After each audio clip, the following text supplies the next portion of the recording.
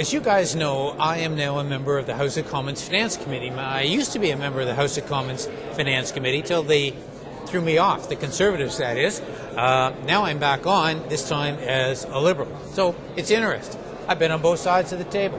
Now, one of the processes we're in right now, or have been for the last little while, is trying to get some ideas of what should be in the next federal budget.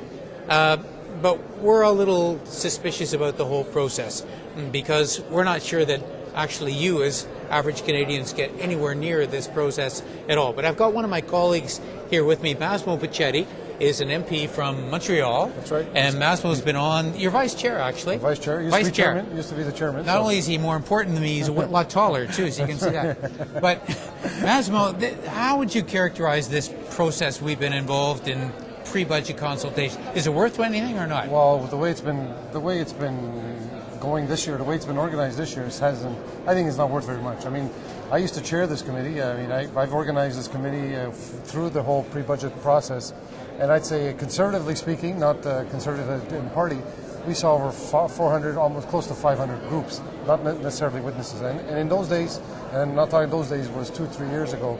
You're talking about people that used to come from all various points of view, right and left, and from different parts of the country. And this year, I think if we hit close to 100 groups, I'll be surprised.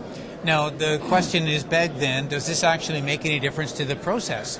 Does the Minister of Finance listen? Does he care?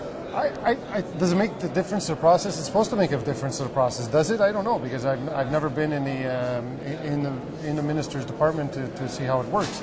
But from my understanding is that it does make a difference, because when we conduct those hearings, somebody else is listening.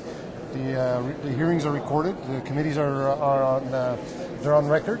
So if somebody wants to go back and refer to them, and you would hope it would be the Minister of Finance, he can check. So that's why it's important to have your brief on record. That's why you get those 5 to 10 minutes to speak and to answer questions if it's not clear when you make your presentation. So that's all part of the process. So it's very important. So when you only got 100 groups, and I'm being very generous when I say that, versus the normal 500 groups, I think you got a huge problem.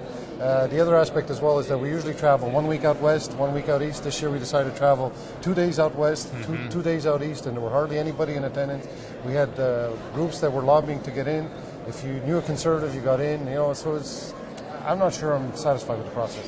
We're almost at the end of a process right now. The government brought in a mini budget, and they've rushed the whole thing through right now. There seems to be a little bit of controversy at the moment as to whether the NDP might hold this thing up and we might get that GST cut. What are your comments on that? It's not my problem, first of all, because that's it's a Conservative bill. It's their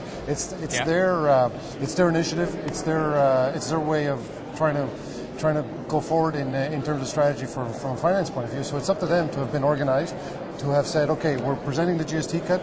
We need legislation. That should have been the first thing off the bat when they came back.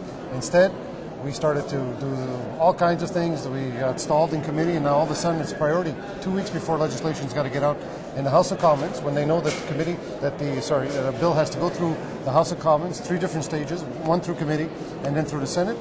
I think it's on the level of incompetence, but you want to give them the benefit of the doubt, but